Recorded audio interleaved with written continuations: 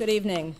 I'm going to start with an interesting little factoid that one of my colleagues discovered today while she was Googling around. According to Google, which has devoted its doodle of today, it is Hannah Glass's 310th birthday today. Hannah Glass, somebody knows who Hannah Glass was, I didn't. Hannah Glass published the first English language cookbook, The Art of Cookery Made Plain and Easy, in 1747. It was published in America in 1805. I bet Nach can tell us more about that, but he has a different subject today. Google claims that the book was notable for its conversational language and its plain and easy recipes, thus the title, I would imagine. It contains 972 recipes, including Yorkshire pudding, of course. Anyway, so I thought that was kind of funny. They thought we picked the day because of that. So let's say that we did, just to be historically adept. Anyway, I'm Bea Banyu. I am chair of the Food Studies program here at the New School. To begin with, I'll start with a few logistics. First, we are being videotaped, which means that you will have access to the YouTube video for a resource in probably a week's time. So that's great. We also have a microphone available later for your questions and answers. Really, really important that you, in fact, use the mic because otherwise we'll not be able to pick it up on the video recording. But we should have somebody much younger than I am running around getting the mic to you at that particular time. Now, I have to plug the Food Studies program, a little advertisement for that, that you can't get away from if you attend these events. The New School Food Studies program offers majors in food studies for BA and BS, as well as for AAS. We also have minors in food studies. We focus on 3 different areas: culture, media, and communication, health and environment, and policy and politics. For those of you who may be interested in taking classes on a non-credit basis, you should check in Open Campus, which is our new portal for people who are not matriculated in our degree programs. We list the courses that are open and available to you there. But we have another program coming up this semester, the next Culinary Luminary panel, which will be moderated once again by our very own Andy Smith. The panel will be in memoriam Paul Bocuse. It'll be on June 7th from 6 to 8 in the Teresa Lang Center, which is at 55 West 13th Street. Paul Bocuse, as most of you know, was one of the first celebrity chefs. He was born in 1926 and he died this year in 2018. He was born into a family of cooks that date back to the 18th century. And he converted his family's restaurant into one of the world's most iconic and venerated restaurants. He helped popularize Nouvelle cuisine in the 1970s, and he was, though, not without critics. He was a relentless self-promoter, often referring to himself in the third person, which is a little strange. And he routinely diminished and dismissed women in the professional kitchen. He appeared internationally on many cooking shows, and he wrote lots and lots of best-selling cookbooks. Our panel will include Mitchell Davis, Executive Vice President of the James Beard Foundation, and Paul Friedman, the Chester D. Tripp Professor of History at Yale University, and the author of 10 Restaurants That Changed America. We will have other updates as we go on, so look for that on June 7th. Today, our program is entitled The Culinary Legacy of the Joy of Cooking. So I want to start out by taking a little poll.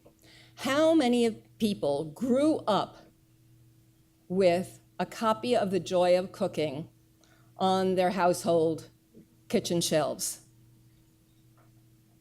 Okay. How many actually, you yourself, have a copy of The Joy of Cooking in the kitchen? That's pretty good, right? Okay. All right, that very interesting. I have to confess that I grew up and I live still in a joyless household. Yeah, my mother never used cookbooks, and although I actually have hundreds of them, never the joy of cooking. And I asked my sister too, and she said she never had one either. So it's making me feel a little un-American. Anyway, so The Joy of Cooking was published for the first time in 1931 by a remarkable woman, Irma Rombauer. Rombauer was not a professional cook, nor was she a professional cookbook writer, but she came up with some incredibly innovative things. I mean, it's really amazing. She actually came up with what they now call the action method to present recipes, which is what we're all used to. It's like a list of ingredients and then the techniques that you use to make the dish. I mean, we just take it for granted, but somebody had to invent it, and it seems that she was one of those innovators. She also was a little ahead of her time at that point because she did a lot of recipes from scratch, a lot of traditional recipes, but she was not above using some of the more modern foods. We would call them processed industrial foods, but those were new. That was modern. That was something different at the time. So very interesting, innovative thinker. Needless to say, the book has gone through many editions since Mrs. Joy self-published it, and it has undergone many revisions, some of them very controversial, and I suspect we'll hear a little bit about that tonight. So let me briefly introduce the panelists, which is my great honor. There is Rebecca Fetterman, Rebecca?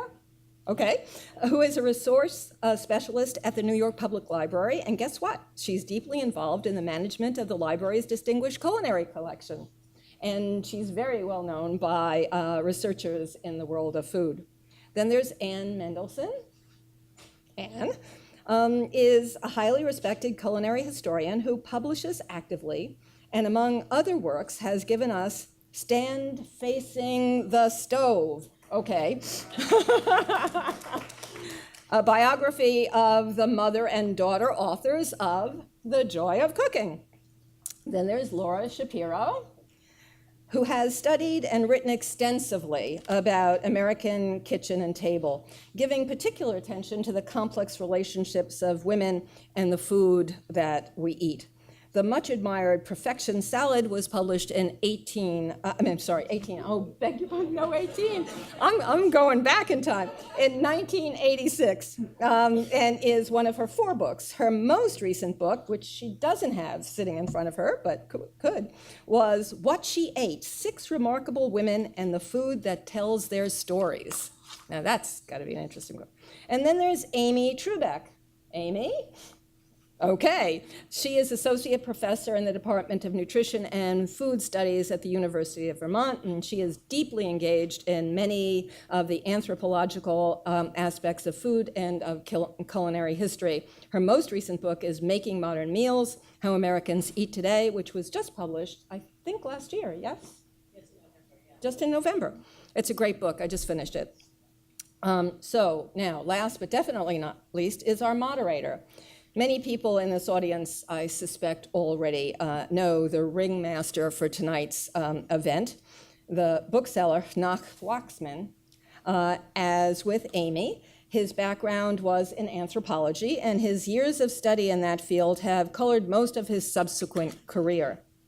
After spending 18 years in the book publishing business, he opened a bookstore, Kitchen Arts and Letters, that has been home away from home for many, many loyal clientele.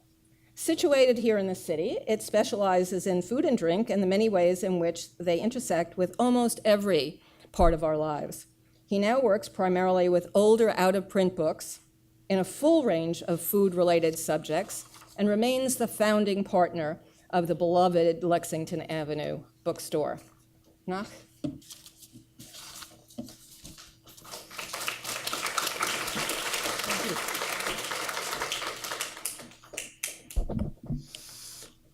Good evening.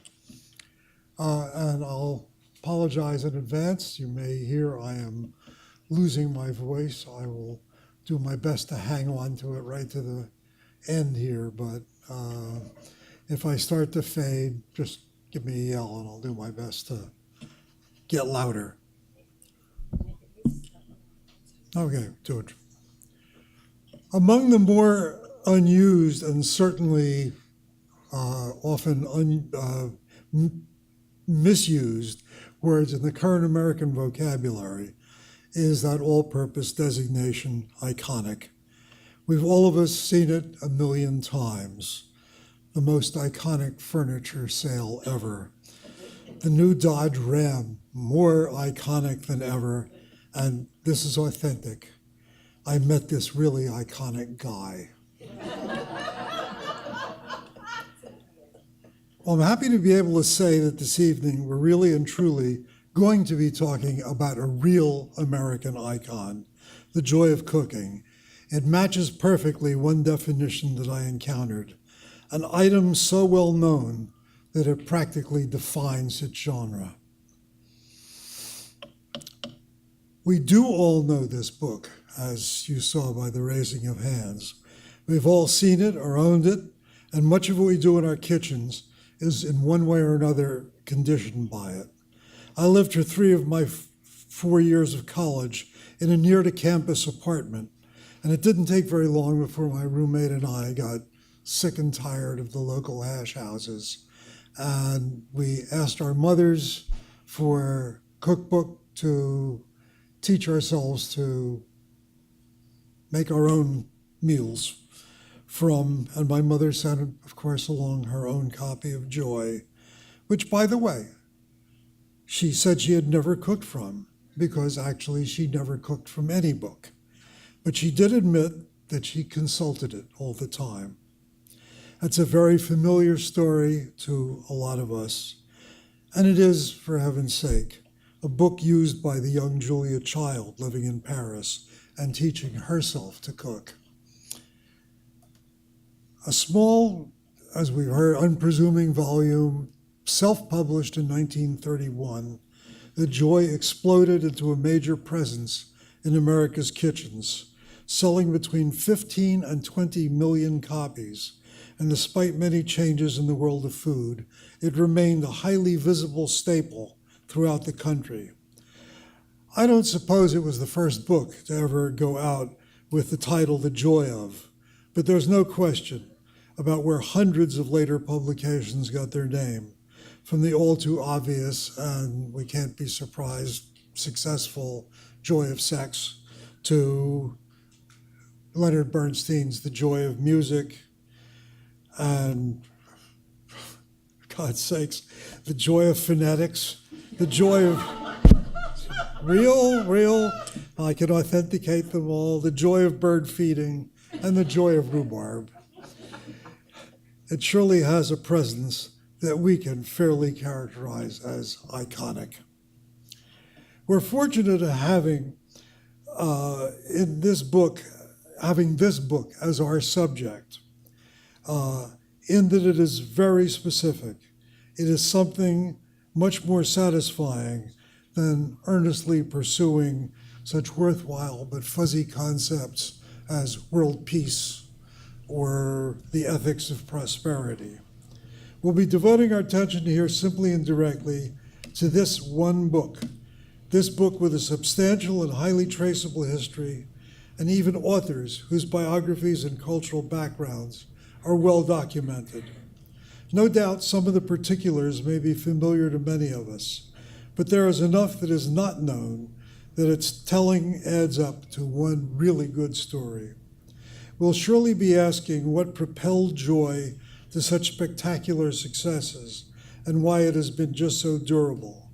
How is it that such a straightforward, home-oriented book is found in the shelves of some of our leading contemporary professional chefs who, like my mother, don't cook from it, but recognize its significance and even venerate it? But a good subject is not really all that we need to have a worthwhile discussion. We require people who know that subject, its past, its current status, and may even have some people who may have some thoughts about what it might be like in years to come. We're very fortunate tonight with our amazing all-star panel, whose presence more than likely makes mine totally unnecessary. I hope so. Each of our speakers will look at this book and its fascinating history from a different perspective. And if we've done our job properly, that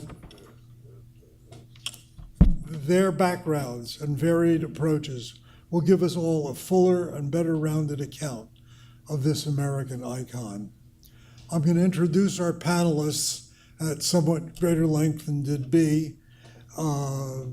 Perhaps there'll be some small repetitions of book names and things like that, but I think they deserve a fuller kind of statement.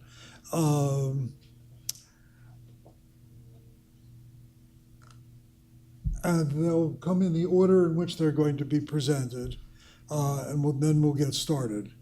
If we've done this right, all I have to do is stand here, sit here, and stroke my beard, and look as interested as if I know, in fact, I will be. I may have to keep an eye on the clock, but I hope that will be the extent of it, because these people know what they want to say. So we'll be starting off with the only person who could logically fill this slot. Anne Mendelssohn, widely admired for her rigor, is one of the outstanding explorers of culinary history. And as did be, I make reference to her splendid dual biography of the Joy authors Irma Rombauer and her daughter Marian Becker. That was published in 1998, and the title, Stand Facing the Stove, as many of you may know, and as Anne reminded me, appears in the 1975 edition with the opening sentence. We are told that a hard-boiled professional cook asked what she regarded as primary instruction for a beginner and tersely replied, "Stand facing the stove." Anne's food writing is broadly based with books such as Milk, The Surprising Story of Milk Through the Ages, published in 2008, Chow Chop Suey, 2016, dealing with the social history of Chinese cooking in America. She's now at work, or should be, on a new book for Columbia University Press. I trust you are. I'll do all the introductions now, and then I'll just say a word before each person gets up. Our second presenter is Rebecca Fetterman, a librarian to be sure, but ever so much more. She handles research services at the New York Public Library, as we've heard. Where she puts it, she is fortunate to coordinate research activities under a 52-foot ceiling adorned with winged cherubs and painted clouds. If we were all so lucky as that. She is charged there with coordinating aid to those who turn to the library's resources in a wide range of subject areas. Perhaps more to our point tonight, she is deeply involved in the public library's immense culinary collections, in which more than once I have found myself drowning. She is called upon at one time or another by practically everyone involved in food scholarship.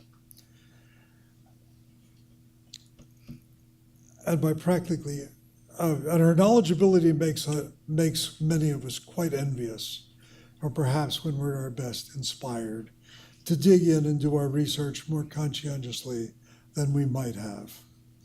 Rebecca was project manager for the library's menu transcription platform, What's on the Menu, and co-curated the 2012 exhibition Lunch Hour at NYC, which I went to a couple of times and really enjoyed.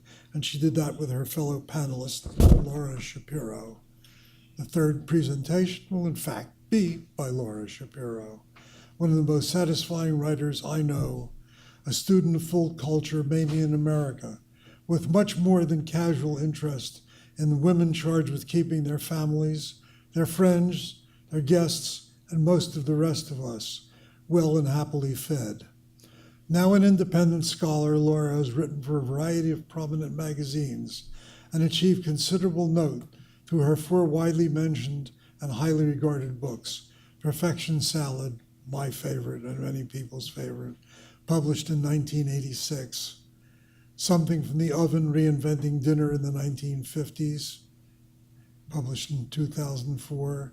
Julia Child, A Life, a volume in the Penguin biographer series, published in 2007, and as mentioned, the very recently published What She Ate, 6 Remarkable Women. And finally, we are pleased to have Dr. Amy Trubeck, whose inspiration brought this evening into being.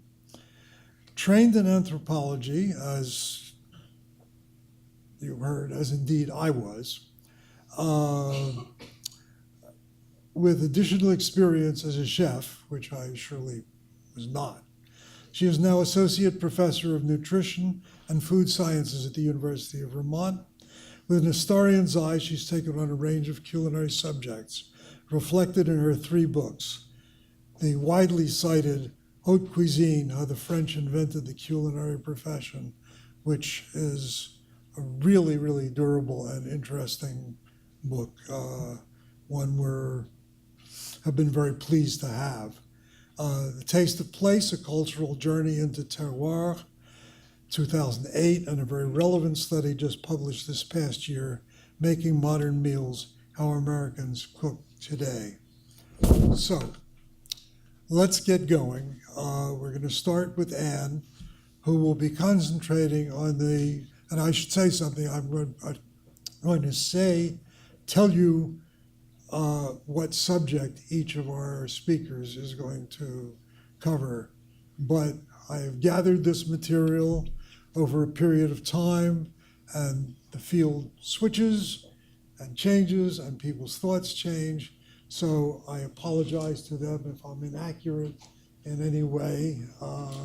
You'll discover it quickly enough. Anne will be concentrating on the dramatis personae involved in creating and publishing The Joy of Cooking, mainly Irma and her daughter Marion. She'll briefly describe Joy's somewhat bumpy ascent under Irma's guidance from Midwestern beginnings to national fame, despite an embittering author-publisher feud. It was this feud, however, that helped propel parent and child, both of them very strong personalities, into collaboration on a pivotal edition of Joy that was published in 1951. You know what, rather than go on, I think I will let Anne address the balance of this, and I'm sure she'll say it much better than did I. Anne?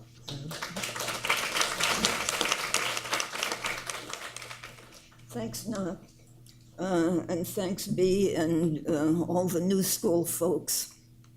And before I begin, I have an email from the current authors of Joy of Cooking who are working on a revision, who are working at breakneck speed on a revision at this moment. John Alexander Becker and his wife, Megan Scott, who live in Portland, Oregon.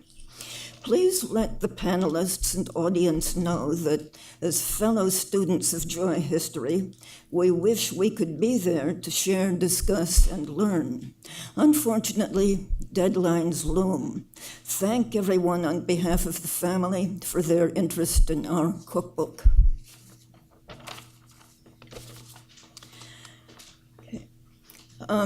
When the first commercial edition of The Joy of Cooking was being officially unveiled in 1936, a company publicist looking for blurbs sent a copy of the book to the famous American illustrator James Montgomery Flagg, who was supposed to be a keen cooking hobbyist. Flagg wrote back saying that the author, Irma Rombauer, had, quote, written the first cookbook that could be called human, end quote.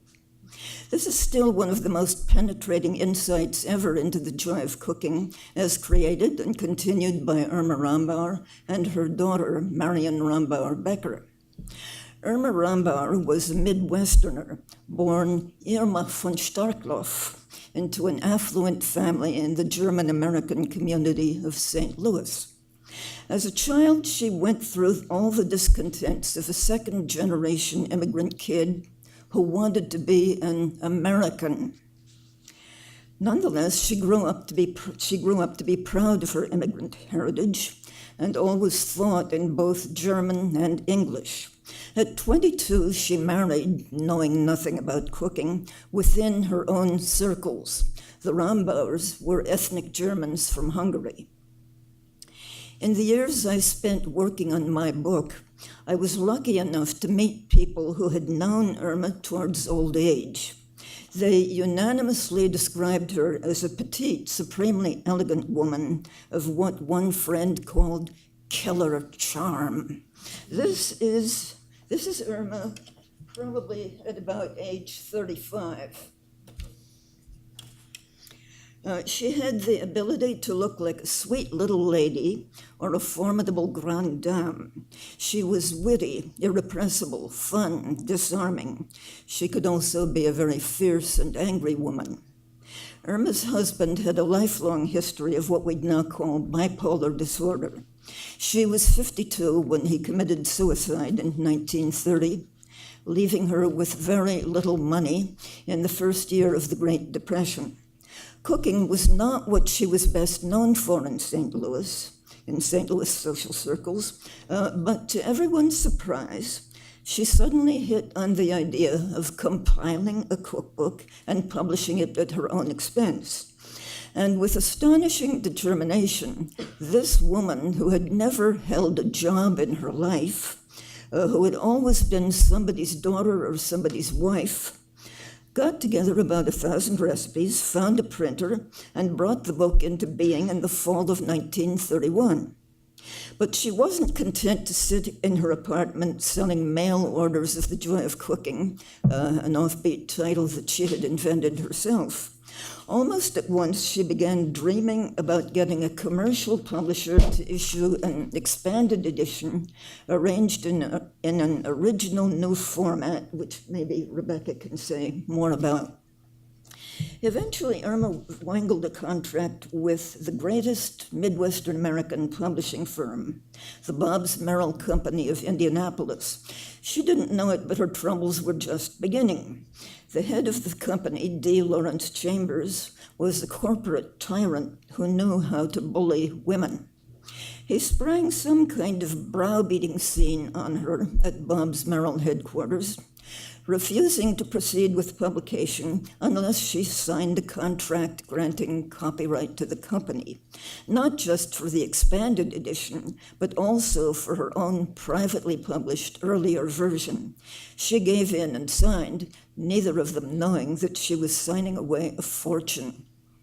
So in 1936, Bobbs Merrill published Irma's expanded Joy in the new, much-touted recipe format, and it sold fairly well for several years, well enough for her to persuade the firm to publish another brainstorm of hers that unfortunately flopped.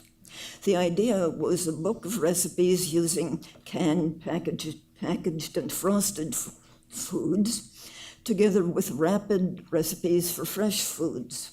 The title was Streamlined Cooking, and I have to say that no kind of cooking was dearer to Irma's heart. Not that she was unwilling or unable to spend time making Boston baked beans or German almond tart from scratch, but in everyday life, she was perpetually on the go, impulsive, impatient, always rushing out of her house in pursuit of other interests. One of the most important things I can say about her is that she was always happy to think of herself as a kitchen amateur.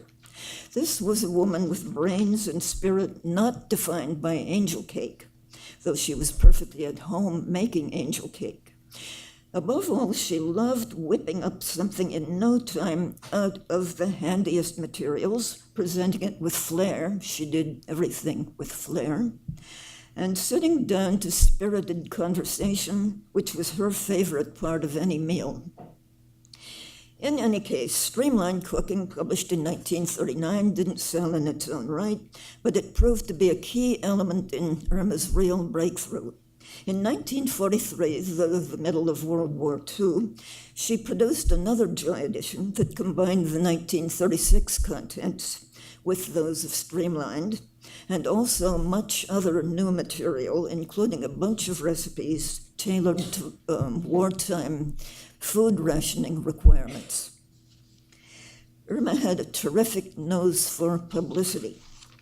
When St. Louis bookstores started reporting that Joy of Cooking was locally outselling the #1 national bestseller, a book by ex-presidential candidate Wendell Willkie, she managed to parlay the fact into a news item picked up by Time magazine. Joy was shortly flying off bookstore shelves from coast to coast.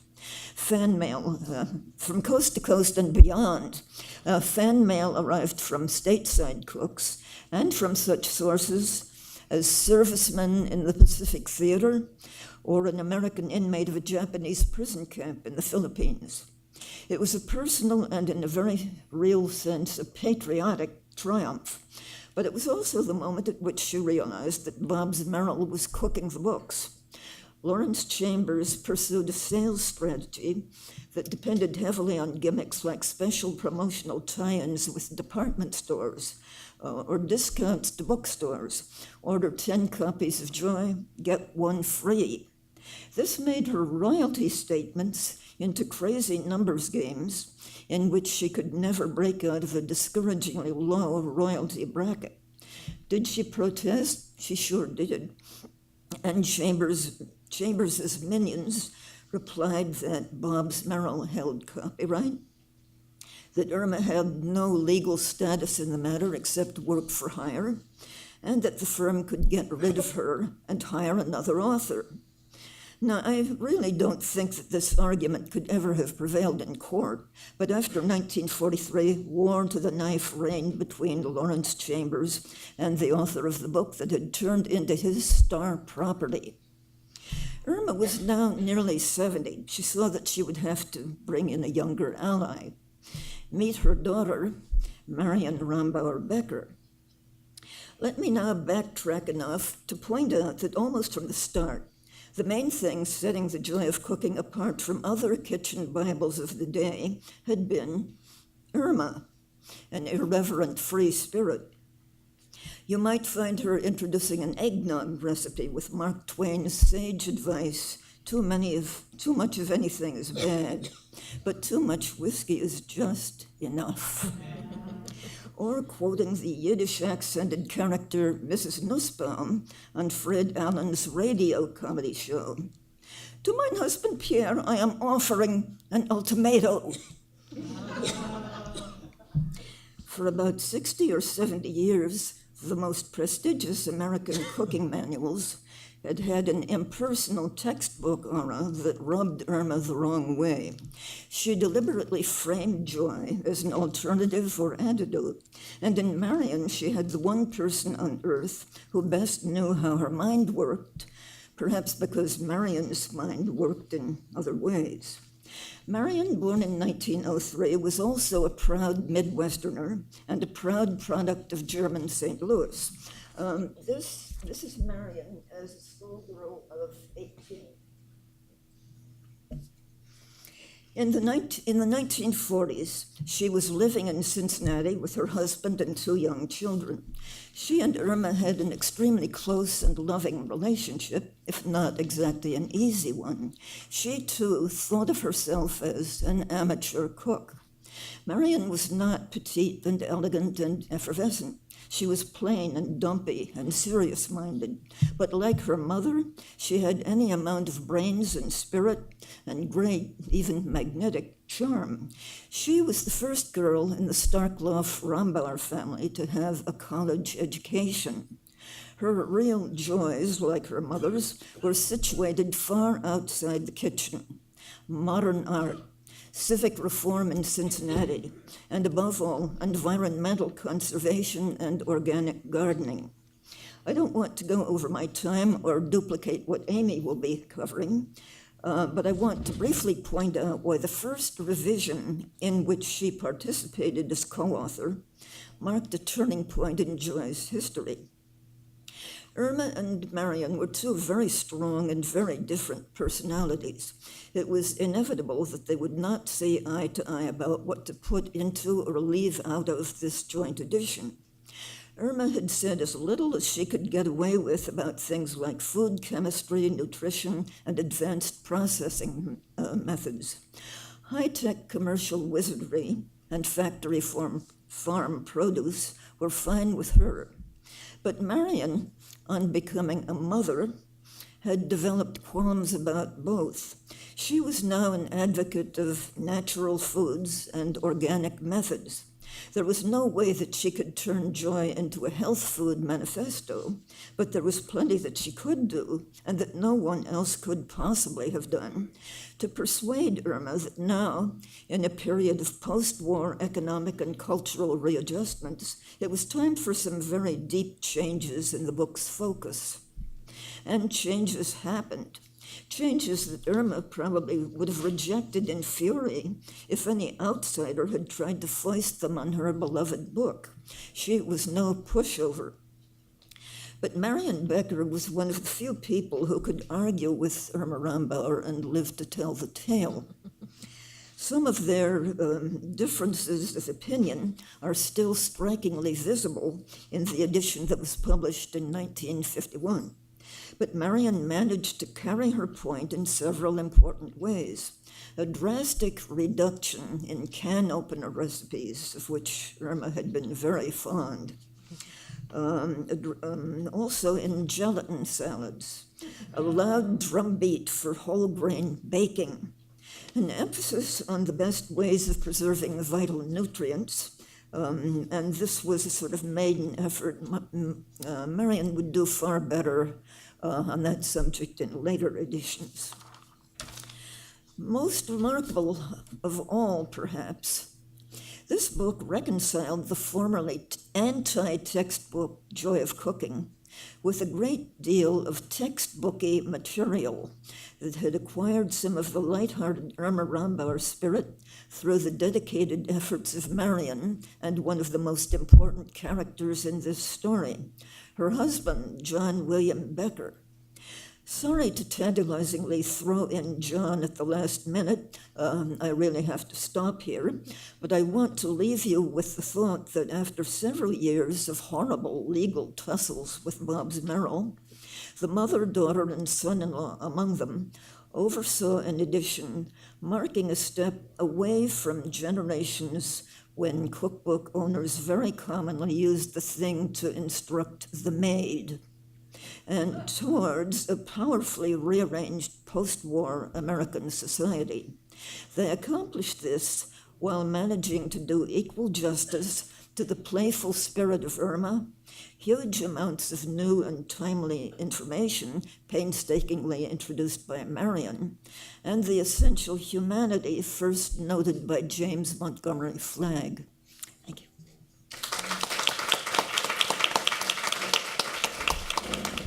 Our next speaker is Rebecca, who will be discussing a few different editions of Joy of Cooking, beginning in 1931 and continue on through many of the earlier editions. She'll be looking at changes in the physical books themselves, the organization, illustrations, recipes, headnotes, whatever features have given this book its character.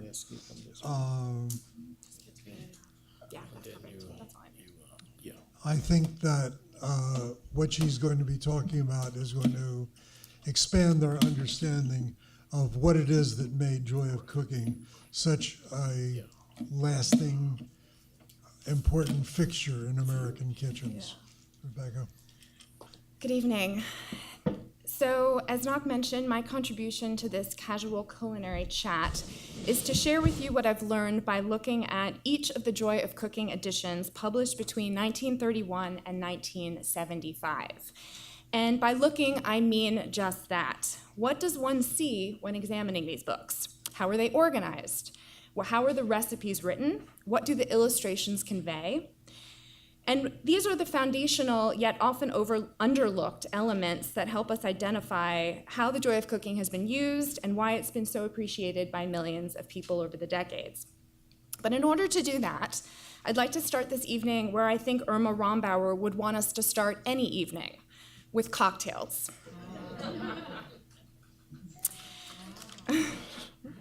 I begin with cocktails, not because the recipes for whiskey sours or Tom and Jerry's and the joy of cooking are so special or revelatory, and not because they make up a particularly important part of the book's history. But I start with drinks because, as this rather blurry photo of two roosters and a couple of paragraphs from the first page of the first chapter of the first edition, well, facsimile of the first edition, of The Joy of Cooking, it does quite a nice job of introducing readers to both what made Joy of Cooking so unique and, yes, so joyful. The paper-cut silhouette of two roosters strutting their tails, yes, cocktails, is courtesy of Irma's daughter, Marion Rombauer Becker, later, but the puns don't end there. Most cocktails containing liquor are made today with gin and ingenuity, Irma wrote in 1931, still a couple of years away from the repeal of Prohibition. In brief, take an ample supply of the former and use your imagination. In later editions, including the 1936 shown here, Irma expounds the chief virtue of cocktails is their informal quality. They loosen the tongues and unbutton the reserves of the socially diffident. Serve them by all means, preferably in a living room, and the sooner the better. No, this is not your mother's settlement cookbook. And while most, if not all, of the cocktail recipes in this chapter describe those of a seafood or non-alcoholic variety, with subsequent beverage chapters and later drinks chapters doing all the boozy heavy lifting, the playfulness and hint of irreverence suggest a very different kind of cookbook than its 1930s contemporaries, or even the best-selling Joys of Cooking of the 60s and 70s. So I pulled from the stacks, and some of the copyright dates I pulled from the stacks are a little different. I pulled from the stacks of the library 1931, 1936, it should say 1942, 1952, 1964, and the 1975 editions. I didn't read them all cover to cover because my time was increasingly limited, and because I would argue, especially later, I don't believe the joy of cooking was necessarily created, written, or organized to be read that way. The first edition of The Joy of Cooking, as you've heard already, was self-published in 1931 by Irma Rombauer with all the illustrations provided by Marian, including this arresting cover of St. Martha of Bethany, the patron saint of cooking slaying the kitchen dragon. Not only is the book rather small, but unsurprisingly, it contains the fewest recipes of all the joys and the least amount of front and back matter. The index and general rules can be found up front, and several menu options and leftover food ideas fill the back.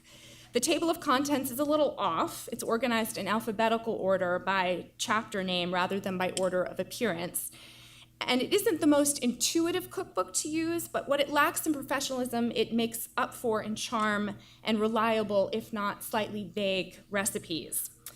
The second edition of Joy of Cooking came out in 1936, and Marian's illustrations stay the same, but everything else in the book, as when I was reading it at least, the recipes, the voice, the size, reflects greater confidence, a more thorough glossary of food terms, a section of recipes that won't stink up your kitchen called kitchenette cookery, the addition of wine, and expanded menu suggestions. But the most striking change to the book, and the change that has become the identifying style of The Joy of Cooking to this day, is the introduction of Irma's action method of recipe writing. Okay, so take this recipe for hollandaise from 1931. The ingredients are listed at the top, and much like today's recipes are written, while the actions are just sentences in a paragraph. You could make hollandaise following this, but this, and excuse my photos, I know they're not ideal, but this is the hollandaise recipe from the 1936 edition using the action method. First of all, there's a lot more personality. It's called Hollandaise Never Fail. My cook calls this holiday sauce. Isn't that a grand name for it? As you can see, it manages to incorporate the ingredients, not to mention Irma's reassuring personality, into the steps of the recipe. The ingredients are bolded so you can easily identify what you need and how much you'll need before you embark on the cooking. It's a straightforward approach, or as the foreword to the book promises, it's written in a method so clear a child can follow it. The action method also reflects a professionalization missing from the first edition.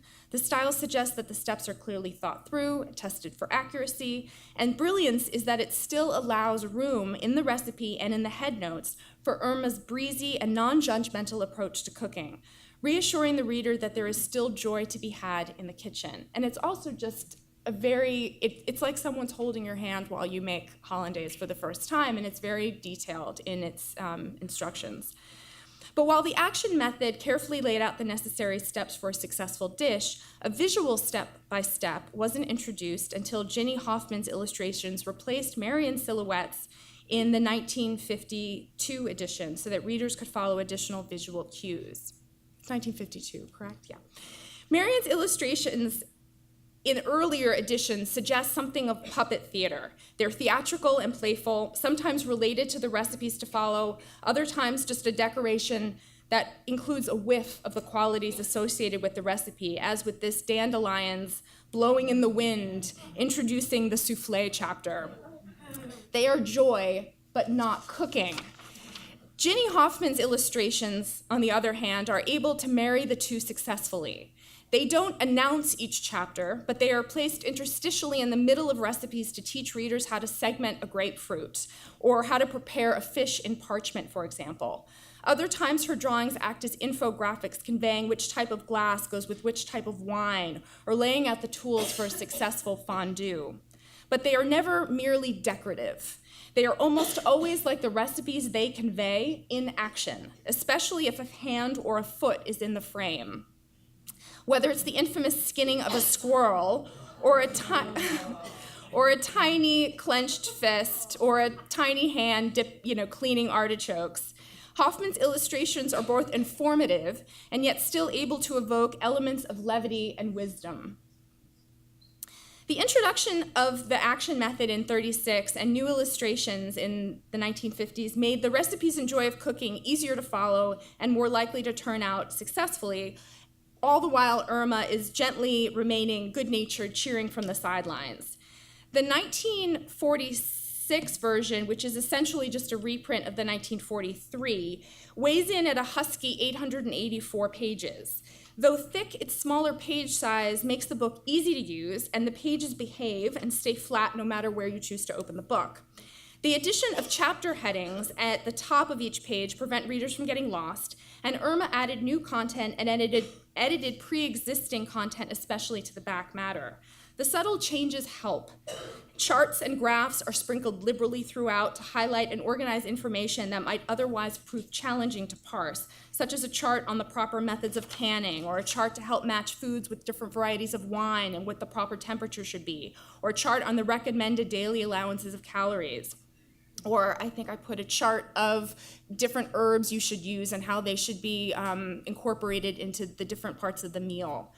An expansion of Irma's longstanding glossary of cooking terms also in this issue includes terms like chantilly, demi-tasse, and pâté de foie gras. And the added content helped to begin Joy's transition from being a mere cookbook into becoming a core text for the kitchen, complete with a mini dictionary, a brief encyclopedia, and enough charts to fill the Farmer's Almanac.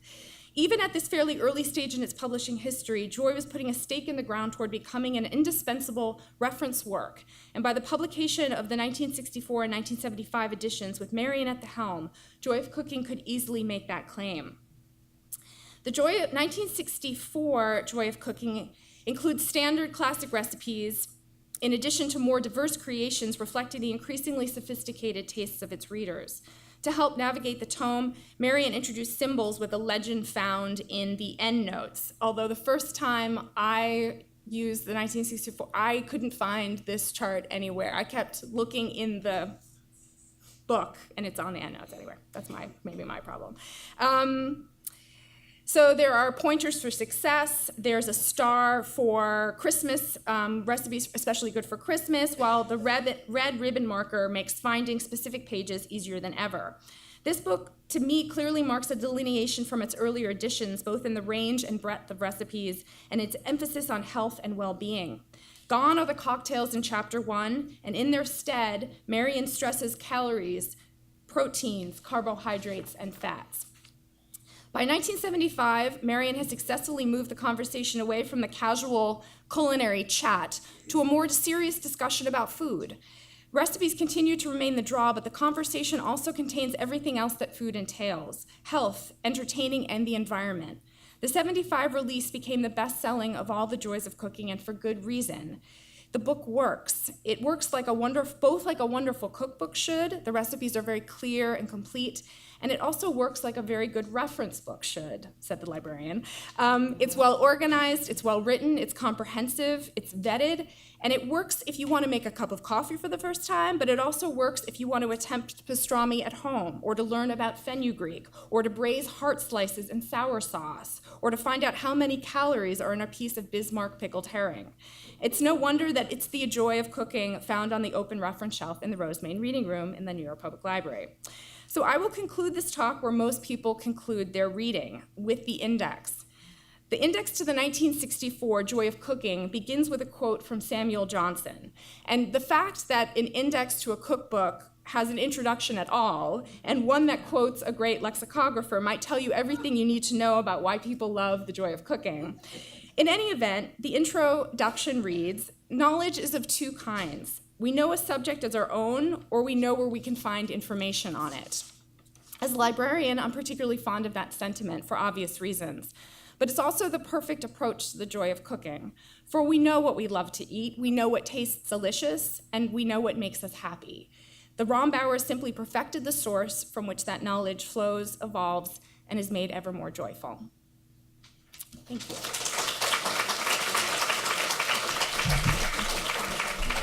I like it better out there than up here. So, very, very nice. Thank you. Laura, who'll be talking in a minute, intends to take an especially close look at some of these early editions, and if I'm correct, that's still the case, we'll be paying particular attention to the wartime bestseller edition in 1943. Oh, all right, well, with a shrug, yes, okay. Maybe we'll let Laura talk for herself. I have been particularly interested in why women loved the joy of cooking from the moment it appeared. And by the moment it appeared, I mean these first three editions, 36, 43, and 46, which were in many respects the same book. Joy got a lot bigger between 36 and 46. It got better organized. There are more recipes. They became more varied, more up to date. But what Irma was really doing was taking her original concept and expanding it and improving on it. Whatever it was that struck that first chord, what sprang so distinctively from those pages and grabbed the women of 1936, had exactly the same effect on women in 43 and 46. We know, of course, that these women were living through decades of real challenges for homemakers. They were dealing with the Depression. They were maintaining the home during the home front during the war. Many of them went into the labor force during these years. There's a lot going on. To a certain extent, Irma Rombauer spoke to those concerns. If you cooked with economy on your mind, there were plenty of recipes. If you needed quick recipes, there were plenty of those. In 1943, there's a chapter on rationing. So the book is useful to a good wide swath of the home cooking population. It was timely, but I don't think that was the secret of its appeal. Useful, timely recipes were all over the place. Betty Crocker is covering the landscape with them. Joy of Cooking had something else going for it. It had Irma Rombauer. That is what was powerful. We know this, or we can honestly speculate on it, because we have some hints that come from the women themselves. Irma did us all the great and precious favor of saving her fan mail. and it's included in the Joy of Cooking archive at the Schlesinger Library. So when you look at these earliest letters, the ones written by women who opened this book in the 30s and 40s, you see an incredibly strong connection between the woman in the book and the woman in the kitchen. Dear Mrs. Rombauer, my mother never learned to cook, and I suppose she thought I would never have to either. Now, thanks entirely to you, I am quite a good cook. I always follow the recipes to the last grain of salt, which I suppose will never make an inspired cook, but my things almost always turn out well. Sincerely, Maida R. Kaufman. Dear Mrs. Rombauer, I can't tell you what a terrifying feeling came over me the first day I was alone in my new kitchen and faced with the realization that I knew next to nothing about the culinary arts. Thank you, thank you, thank you for your wonderful recipes and the explicit directions. Mrs. H.J. Wolfmeyer. Dear Mrs. Rombauer, after all these years, I still fail to find cooking a joy. But thanks to you, I manage fairly well. I like the way the recipes are organized, and I always enjoy your comments. I am on my second copy of the book, having worn out the first. Mrs. Douglas Rigby. These are women who walked into their kitchens with little experience and, this is very important, no instincts. I always follow the recipes to the last grain of salt, says Maida R. Kaufman. They are insecure, like a lot of home cooks. All they want is a good result. Cooking is the most important thing that they do as homemakers, apart from raising children, and it doesn't come easily. They need help. They need it right now while they are standing at the counter staring down at the page in desperation. Irma Rombauer understood this perfectly. Dear Mrs. Rombauer, you can't know how encouraging and cheering it is to someone alone in a kitchen to have your friendly and discriminating comments on recipes and those careful directions. I appreciated them most of all when later I tried to branch out and use a recipe occasionally from a church cookbook, those scant cups, rounding spoonfuls, dollops of butter, cook until done in a fairly hot oven. Wow. Glug. Sincerely, Martha Lou Stolman. Those careful directions, Martha Lou underscored the word careful. The emotion that pours through all these letters is gratitude. Thank you, thank you, thank you, they keep saying. They are grateful for success. Just as important, I think, they are grateful that Irma, seemingly a wonderful cook who knows everything, addresses them as their equal. She never wrote in the coy, condescending voice of the ads and the women's magazines, "Oh, you're such a busy housewife, run, run, run all day. Here's an easy dessert that hubby will love." There is none of that. She gave them the easy dessert, but she treated her readers as if they were smart. They just needed some help cooking. That is what made her the genuine friend in the kitchen that people longed to have. You see it in the recipe format that she invented, where the ingredients and the instructions go hand in hand as you're cooking. Everyone trusted Betty Crocker because her recipes were clear and they worked, but she didn't take the trouble to show up in person and walk you through the recipe, chatting all the way. Dear Mrs. Rombauer, last week my in-laws came for a 2-day visit. My husband and I decided that a roast turkey would be a fine thing to serve for Sunday dinner. I had never even roasted a chicken before. When Ira brought home a beautiful 9-pound frozen bird, he looked at me wistfully and said, "Do you think you can cook this without ruining it?" I personally wish that the next sentence in this letter had been, "And then I threw it at him and said, 'You cook for your damn parents.'" However, this did not happen. With all my confidence in the world, I said, "Mrs. Rombauer has never let me down yet, and she's not going to fail me now." And everyone proclaimed the finished product a huge success, the best turkey they ever tasted. Mrs. Ira E. Bell. You might think that Mrs. Ira E. Bell and all the other insecure cooks would have raced out to buy the packaged convenience foods that were coming onto the market in those years. They really didn't. those products moved very slowly in the 30s and 40s and well into the 50s.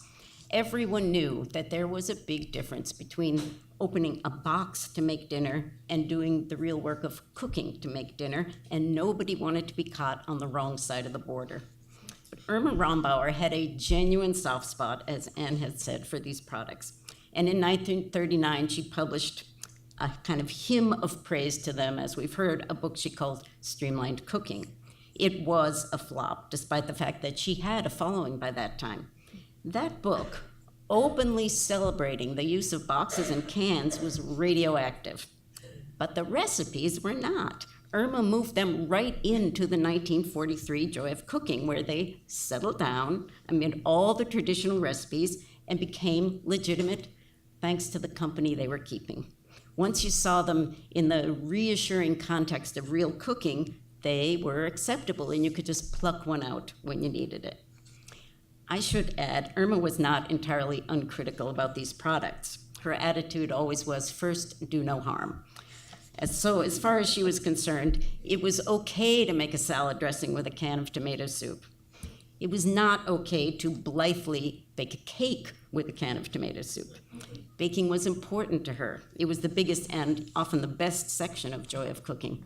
She included a recipe for what was called mystery cake. It had sugar, shortening, spices, and a can of tomato soup. She was very clear about what you were going to get if you put those things together. This curious combination of ingredients makes a good cake, she wrote. It would not occur to me to bake it for my own purposes, as I have many others to choose from that are better. But it is ideally suited to the needs of numerous allergic friends, as it calls for neither eggs, milk, nor butter. What we are really talking about here, and the heart of Irma's appeal, is voice. Her culinary personality, which was unlike anybody else's, and is far and away the most important reason why home cooks responded so avidly to this book. She had the rare gift of sounding spontaneous in print. Her sense of humor was unbounded, and her honesty was often startling. On the subject of apple cups filled with sweet potatoes, for instance, she wrote by way of a headnote, "These are lovely to look at and good to eat." Then later, as she neared the end of the recipe, she said flatly, "Refrain if possible, but if you cannot, cover the tops with marshmallows." I am not putting them in the ingredient column because they are less likely to be seen here. Nobody else wrote that way. Over the decades, Joy of Cooking has been revised, re-edited, rethought, republished. It's been studied by people like us.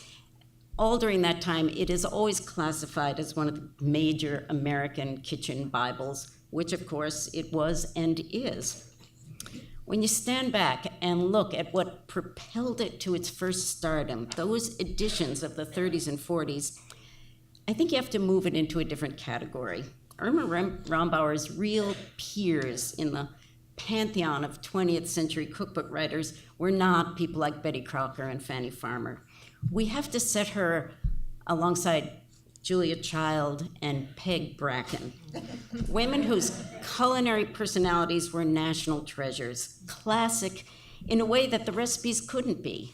We don't make Julia's veal Prince Orloff. We probably don't make Peg Bracken's lamb shanks tra-la, which is lamb shanks simmered with a lot of ketchup and some mint jelly.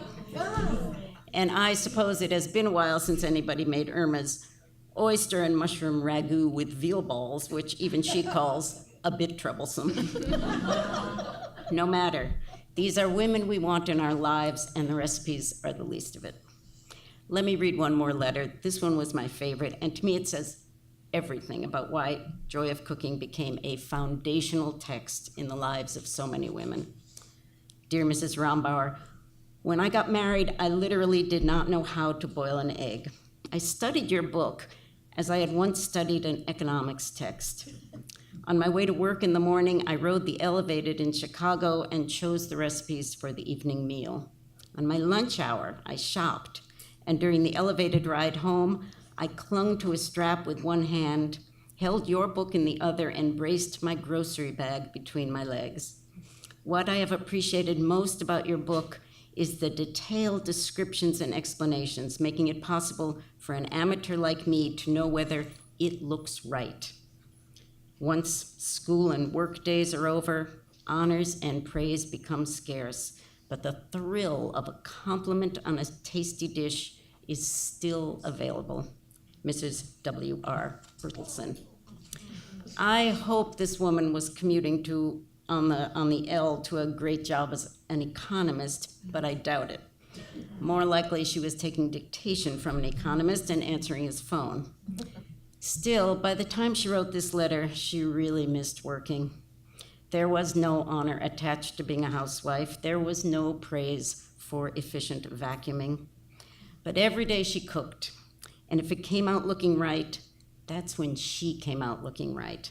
She got the thrill of a compliment, and it's always available, she says, as long as she can produce a tasty dish. I can't tell whether Mrs. W.R. Bertelsen was the quintessential happy homemaker or whether she had a bottle of gin stashed behind the laundry detergent. But I know one thing, her gratitude to Irma Rombauer ran very deep. Irma was the friend she turned to every day, who told her every day, you can do this. You might even have a good time doing it, but so what if you don't?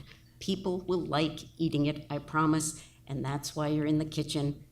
Now let's get started. We're doing this together. Thank you.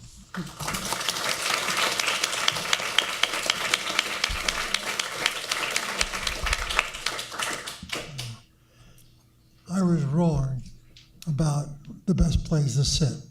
It is here because I was able to watch people's faces, all those people who raised their hands, who know about joy, and there was that kind of recognition. Everybody has their favorite something that comes from that. I have always been particularly attached to the remark that appears in a number of headnotes about, I'm sorry, I wish I had the quote, but I don't really think very much of this dish, but everybody seems to want it, and so I'm putting it in. You know,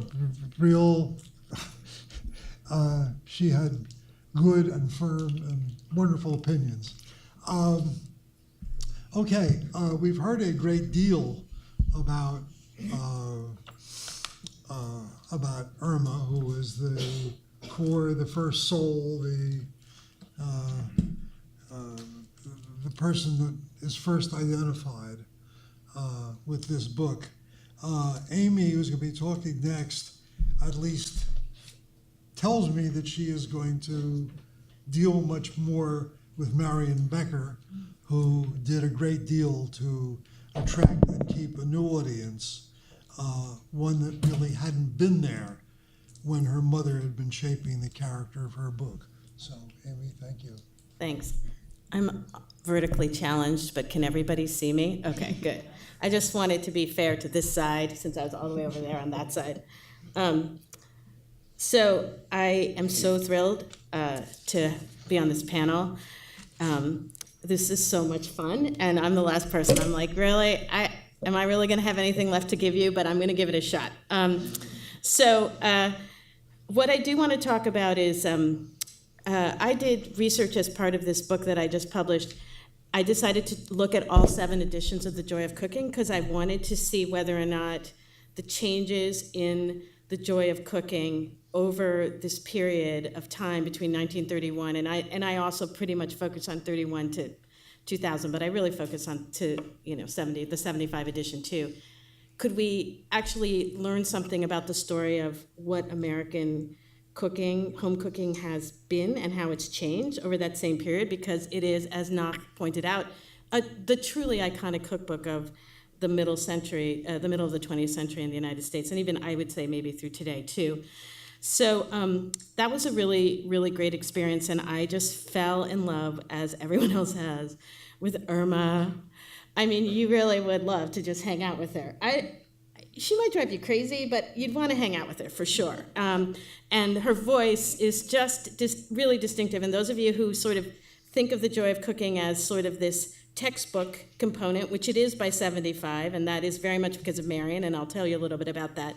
But if you ever get a chance to read some of these earlier editions, it is like bedtime reading, like just really, really fun. And also, of course, seeing how recipes have changed and assumptions have changed. It's a great experience just for your own personal, you don't have to cook anything out of the 31, 43, 46, 51. You don't really ever have to cook anything out of it, but you could certainly read it and get a lot out of it. So what I want to talk about is the importance of, not just of Marion, but what I think there's something that's very key about this story about Irma and Marion, which is one of the reasons that I think that is one of the reasons why this book is iconic, is that it's actually reflecting this incredibly important thing about understanding, I think, how cuisines reproduce themselves, which is intergenerational transfer of knowledge, and historically it's been from mother to daughter. So that you have actually this cookbook that does intergenerational transfer, both constantly through this whole period, they're talking with each other until Irma dies, but literally the mother hands the cookbook over to the daughter, is in a sense, I think, what cooking has really been about, is up until relatively recently, and we can talk at the end about sort of what does it look like in the 21st century when we use so many different mediums to learn about cooking.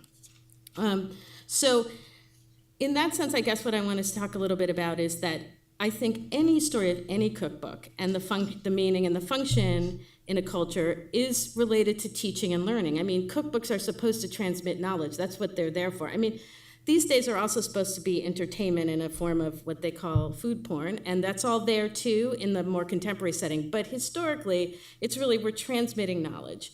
But also, they bring words to bear and they expand repertoires and they instill aspirations. And I think the joy of cooking is so important and powerful because it reflects and celebrates the importance of intergenerational transfer of knowledge, which is crucial to culinary history, and that it's about this mother and daughter relationship. And also, the reason why this intergenerational transfer is so important, not only because historically that's how you learned how to cook, you watched somebody do it, and it was usually the woman in the household, and you, as somehow, usually the daughter was the one who was said, well, you're gonna have to cook, that's gonna be your job, so you better watch what mom's doing, or what the maid is doing, depending, the cook is doing, depending on your class background. But the other thing is that home cooking, I think, it's really important to me, and I think this is my anthropological training, is let's not forget that home cooking is ultimately very much a social act. I mean, we cook for ourselves by ourselves, but when we really talk about cooking and the importance of cooking and the meaning of cooking in our lives, it's what it does for ourselves and for others. And so it's that social quality of cooking that I think we just have to acknowledge, and I think that that's what Irma did. She was like, cooking is about joy, it's about pleasure, it's about cocktails, it's about other people. And Marion also sort of understood that she was trying to get not just an individual, lonely one person in their home kitchen to cook, but to create those embedded social networks of your spouse, your family, your guests, your et cetera, and acknowledge that sociability and the power of that. So in that sense, then, I want to say that I think that the story of Marion and Irma, and this is, of course, me being me, because that's what anthropologists do. We tell you that an individual is really all about their context. So sorry, but here I am. I can't really get away from it. So I guess what I want to say is that there are some very primal and particular elements of the mother-daughter story between Irma and Marion, and the transfer of knowledge and what stays in multiple editions and what changes. But there's also a way in which their story is the story of America at the height of its economic and social powers, at a time of incredible change in women's roles. And so a lot of what happens in the multiple editions and a lot of what Marion does and doesn't do related to Irma is related to those changes. Okay, so I just want to follow up on a couple things that other people have said that I think is universal or similar between these two is they always treated home cooks as smart. I don't think that Marion was any different than Irma that way. And I also think they wanted to help cooks. They didn't want to lord above cooks, and they didn't want to say, this is so simple. You just, if you're I'm simple, and I'm going to give you a simple recipe, and you can simply do that. They didn't talk down to women, and they didn't. They thought their job was to teach, in the best idea of teaching. Okay, so in that sense, how did Marian contribute, though, and how was she different from Irma? So if you look at the first three early editions of Joy of Cooking, before she really takes it over, there's three things that she does that are there that Marian starts to pull away from and change. And it's, I think, very much a reflection of the changes that are happening in the 1950s, 60s, and 70s. There's an assumption in the first editions that people using the cookbook kind of already know how to cook to some extent. Some of these stories, those letters are more from the later ones, where it gets more textbooky, I think, to some extent. That the majority of the people using the cookbook were middle-class housewives, I think, is running through a lot of it, and particularly, I would say, white middle-class bourgeois women were sort of the audience, though everybody had their domestic servants use it too. So it was an interesting thing about, it wasn't just white women cooking from the book, but the audience for the book, I think in many ways, was white women. Okay, but Marian starts to change a little bit that, and her vision and voice really start to, she keeps Irma's basic organizational framework, but she's in touch with concepts or aspects of the American zeitgeist where she changes things. Okay, so here's why I think Marian was different and why the book changes after she gets involved. So one thing was she was an artist. She went to Vassar, and she was very interested in art and art education. So there's this whole thing about drawings. She always wanted drawings. She never wanted photographs. She felt that she didn't want that kind of reproduction or sort of sense of, we all have all these cookbooks now where they have these glossy photographs, and all you do is feel inadequate because you look at it and you're like, mine didn't come out like that. Well, that's because the pictures are actually manipulations. Sorry, but it is the truth. Okay, so she was very committed to progressive education. So this was the thing that I loved when I did the research in the Schlesinger Library. She went to Vassar, and she also taught for several years at progressive schools, including the John Burroughs School in St. Louis. She was very committed to John Dewey's notions of learning by doing. And I don't think you can underestimate how important that is to what happens between 50 and 75. So the motto of the school she taught in is, the classroom is a workroom where students and instructors work together. And I think that that's really, in many ways, was how she thought of herself in relation to the book. In a talk she gave in 1971, reflecting on the successive joy of cooking, she said, prior to 1950, in fact, beginning in 1931, I became involved with my mother's great venture, Joy of Cooking, mainly as a guinea pig and recipe tester and as producer of the first edition. You have probably divined that I'm a great believer in learning by doing. This book is an example of this approach. So, cooking is the great form of knowledge that is best learned by learning by doing. And she was a champion of that, both for cooking, but for her philosophy of education in general. It's found throughout her papers, the memoirs she wrote, and certainly in her editions of Joy of Cooking. The epigraph to the 1997 edition is from William Shakespeare's Troilus and Cressida. I don't know if I pronounced it right. Joy's soul lies in the doing. Decades after her turn as an art teacher seeking to instill a passion for experiential learning in students and society, she remained committed to this vision. Okay, she was also concerned about nutrition and health, but as somebody who works in a nutrition sciences department, kind of what nutrition science was interested, but kind of not, and you can really see that in these in the editions. She was a major follower of the works of Rudolf Steiner, who was interested in biodynamics.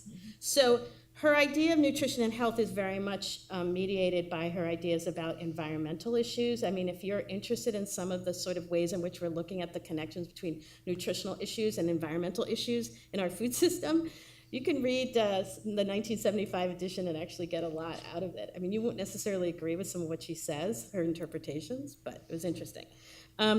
So by 1975, this is all over the Joy of Cooking, and I think that's where you see her versus her mother.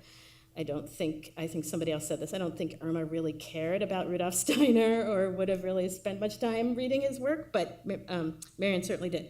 So another Marion Burroughs from the Washington Post, in her review in 1975, points out, Marion Rombauer Becker introduced a new section to the book in 1962, Know Your Ingredients, and that only expands in the 1975. There's a discussion of nutrients, pesticides, observations on the safety of microwave ovens, soft drinks and the problems of adding them to the American diet, and the issues of sulfites in meats. Wow, how much has changed since 1975? And Burroughs concludes by saying, although some of the charm of Irma Rombauer's anecdotes is gone, it has been replaced with tidbits of information and expertise. So, Marion's earnestness to me is sort of really her voice, and Irma's was her charm. And I don't think that, so I think that it's, in a way, what's great about the double editions is that you really see how two people who are as committed and have the same sort of general vision for the cookbook bring their different passions and their personalities to bear, and they sort of keep moving with the zeitgeist of the time, and I think that keeps the book current and relevant over time. There's other things that she does that I think are really interesting. She introduces what they call in a lot of the reviews foreign dishes, which I think is interesting because, Irma was from a German family, but it was just non-European dishes that she introduces. She wanted to really address the changing demographics of American society, and she also really explicitly acknowledges that her mother's assumptions that most of the women using this cookbook would have domestic servants has gone, and she really does address that. I have to say Julia Child's review of the 1975 edition is, as in the spirit of Julia, of course, extremely generous, but she does conclude, does it try to tell too much? Sometimes there are indeed more facts on certain subjects than one may wish to know. But that's Marion, I think. She had a lot she wanted to bring, a lot she wanted to share. Okay, so I'm just going to close up by saying, what about the future? We haven't talked about that yet, and it's because particularly I'm personally interested in intergenerational transfer of knowledge.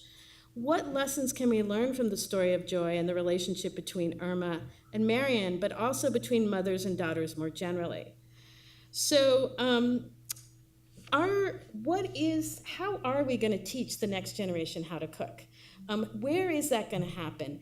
Are there Marions and Irmas out there? Is that still happening, either in people's home, in face-to-face actions, or through cookbooks? And I think it's really important for us to think that if we're going to learn how to cook, we have to share. And we have to share our knowledge. And we have to move our knowledge from one generation to the next. But also everything changes. And how we cook, why we cook, what we cook, when we cook, all keeps changing. And the landscape of today is nothing like 1946, 1951, or 1975. But it is my hope that we can all work together to create the passion to reach out, to spread the joy, to celebrate what is possible when it comes to learning how to cook food, to move it from the raw to the cook, and to celebrate it not for ourselves, but with others.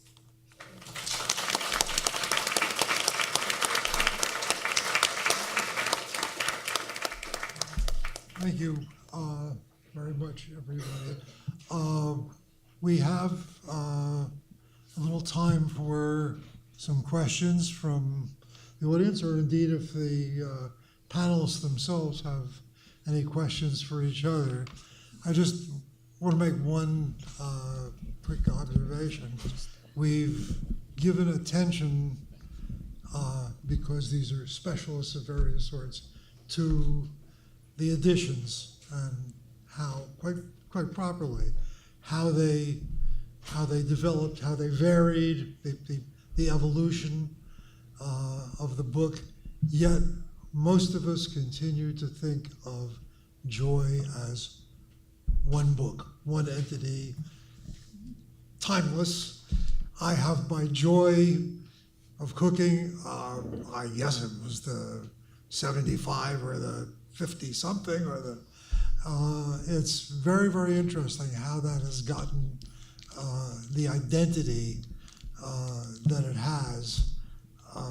I just want to put that, keep that in mind. I think at one point I did some correspondence with Anne talking about a little bit about this issue, that when people come into the shop and ask for joy of cooking, they don't say, I want the 52. They don't come in and say, I want the 75. What they want is the one that had the great rice pudding recipe that they remember. Or the other type of question we often get, the one that my mother got as a present when she was married. So that whole business of multiple identity and a single identity for this book is one that's intriguing, and I just wanted to lay it out as a piece of background. Anyway, questions for each other? Questions for Remember to Alice? wait for the mic. The young lady back here has it. So if you recognize okay. someone, we'll get the mic to them. I was just wondering what the final outcome of the Rombauers against Bob's Merrill was. Did they ever get properly compensated?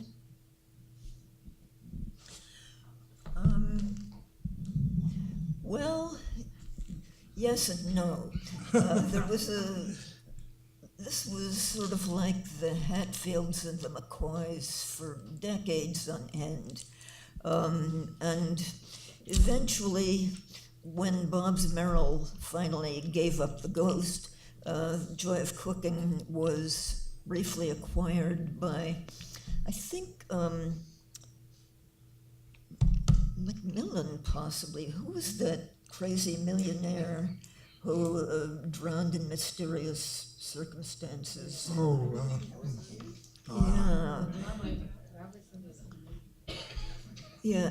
But after some confusion, it came to Simon and Schuster, which dedicated an imprint mostly to publishing Joy of Cooking. And a new contract was negotiated between Marion's son, Ethan. Marion had died in 1976, I guess, and this was already the 1990s. There was a kind of tacit acknowledgement that the family had been robbed. Part of the contract was that the authors would now share in the copyright, not hold the copyright outright, but at least have some legitimate title to the copyright. And that's as much as anybody could reasonably have asked for. Yeah? You need a microphone. Zuriel, yeah. You need a microphone. There, we got Mike coming around. I noticed you totally ignored the 1990 edition, the 1990s edition. No comments? I know. Is there any brave soul who wants to comment? Silence. Well, I will remark that while it was going on, while it was in preparation, and I would come home and bring reports of what had happened recently, my husband said that this should be called the Lusitania edition.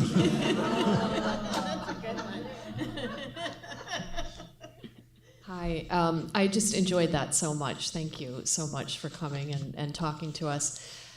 You know, I never knew before you mentioned that Julia Child had been inspired by this book, and I thought they're so similar, which I'd never noticed before. You know, they're both textbook-like, you know, they're these foundational references, and the tone is so humorous and specific. And I'd just love to know more about, you know, Julia Child's relationship with this book or the authors? It was definitely Julia's sort of leading light among the American cookbooks, and she did like it. She referred to the book and Irma as Mrs. Joy, and I don't know about the personal relationship between them, but when Julia was working on mastering the art of French cooking, she knew the horror story of Irma and Bob's Merrill, and she was determined that this would not happen to mastering the art of French cooking. So her search for a publisher and working with lawyers and things, it's all through that. She's saying, I'm not going to go through this, what Mrs. Joy went through. They will never get their hands on this book away from us, the three authors. So that was one thing. I don't know what else may have passed between them. I don't even know if they knew each other. Well, there's a scene in the movie where they meet. I don't know if that's true. They met on one occasion when Julia Child was working with Simca and Louisette Berthold on what was going to become Mastering the Art of French Cooking. And this was in Paris. Irma was taking her grandson, Mark Becker, on a sort of grand tour through parts of Europe. And in Paris, somebody introduced her to Louisette Berthold, and somehow she ended up having lunch maybe at Louisette Berthold's. Julia Child was there, and seemed to come away with some impression of Irma as a quiet, modest person, which made Marion and Irma's friend Cecily Brownstone really kind of gasp when they read it. However, she did not, Irma, say a thing about this in her letters back home. Julia Child remembered it. And when the 75 edition was published, Julia wrote to Marian Becker congratulating her, and for a while they exchanged letters. That's about as much as I know.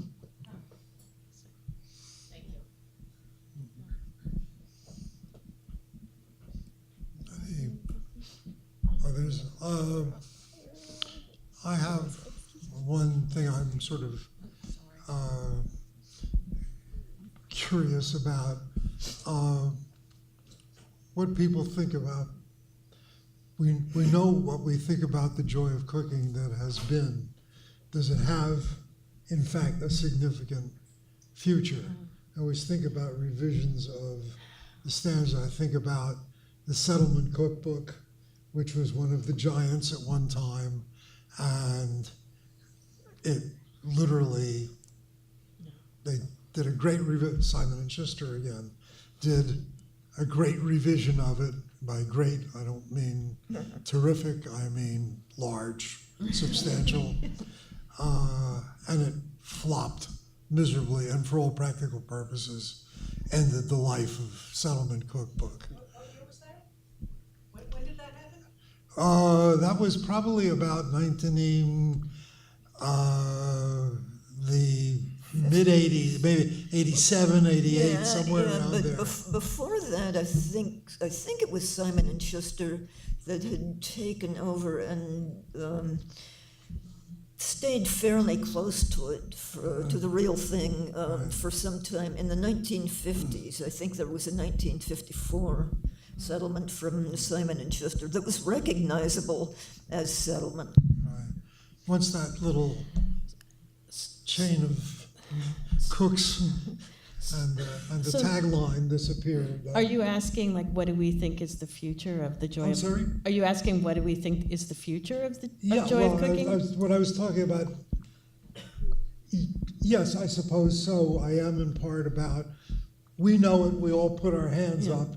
I am not sure that my son or my daughter would necessarily put their hands up, and the question is, what courses are open? The other book I was going to mention, of course, was Fanny Farmer, which basically was on its last legs. And then the Marion Cunningham edition appeared, but there's a real question there. Was that Fanny Farmer in any sense of the word?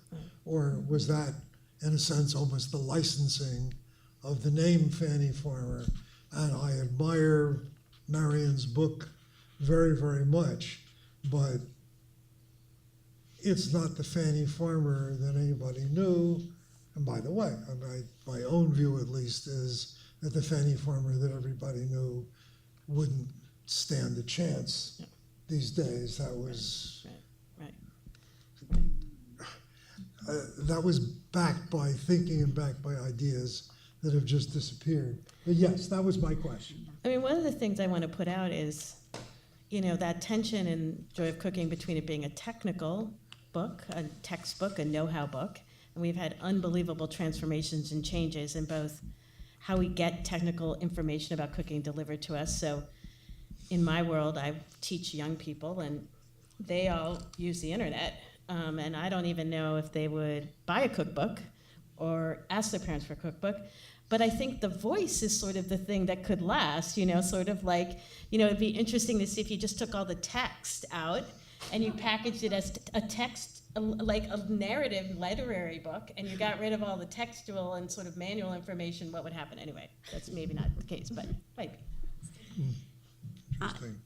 I kind of think that the age of the kitchen Bible is ending, and that the Encyclopedic cookbook? Yeah, I think that if people buy cookbooks, they buy them and will continue to buy them because they'll be sort of specific, they will be very timely, they'll be sophisticated, they'll be beautifully illustrated, but I wonder if they will be these huge comprehensive things that some of us still may use, but it's really generational. No, well, I mean, there are books like Mark Bittman's book that don't, well, actually they did do an edition with fancy pictures. Yeah.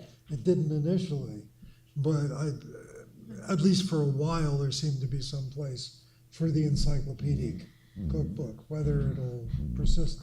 And one thing I do want to say about things like Mark Bittman's cookbooks, I just feel like everybody's telling everybody what to do all the time.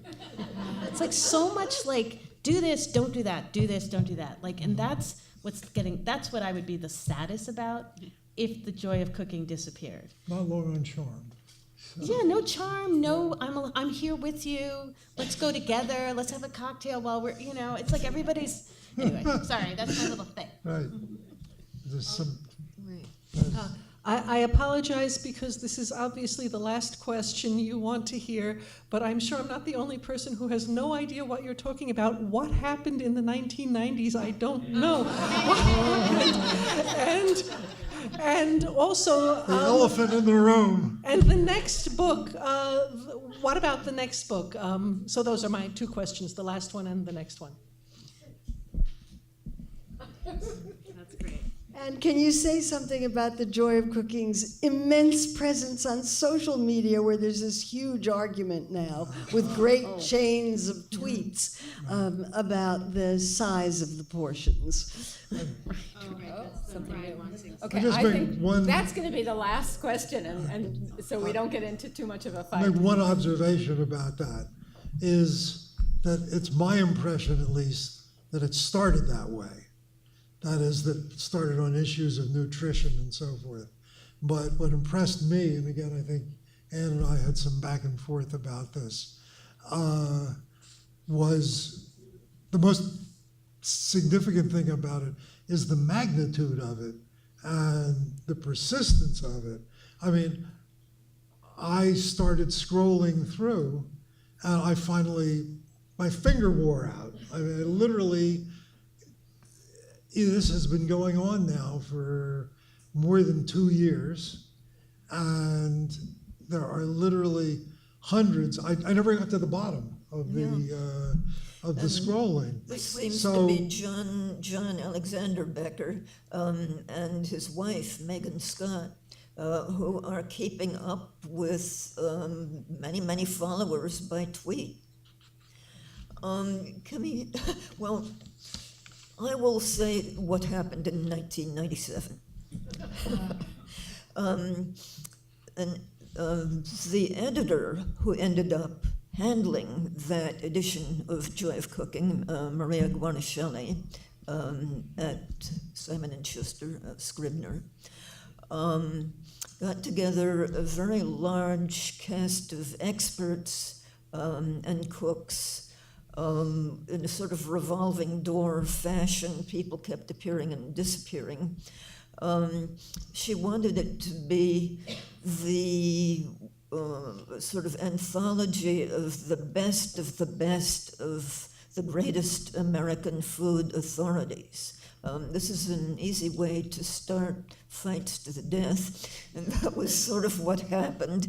And there's a great deal of excellent information in this edition, but it's also remembered as a kind of Armageddon by a lot of people who were around at the time. And it's completely devoid of the thing we're all talking about, the charm, the voice, the personality. Right. So Okay, so I want to thank everybody on our panel for keeping the joy alive for us. Anyway, thank you so much. And thank you all for coming.